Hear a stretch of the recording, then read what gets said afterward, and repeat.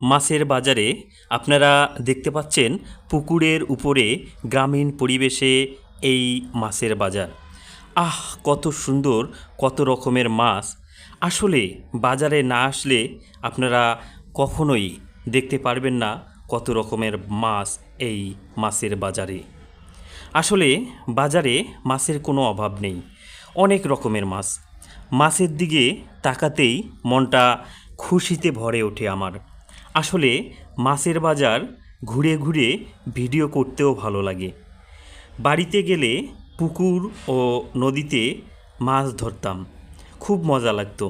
ভাবিদের হাতে মাছ কাটা ভাগ করা দেখে খুব ভালো লাগতো। খেতে বসলে ভাবিরা বলতো, এই শফিক, কোনটা খাবি, মাছের মাথা না লেজ?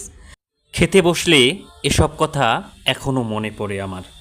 এসব কথার ভিতরে একটাই কথা মনে পড়ে গেল, আমাকে একটি মাছ দেওয়া হলে আমি একদিন হয়তো খাবো।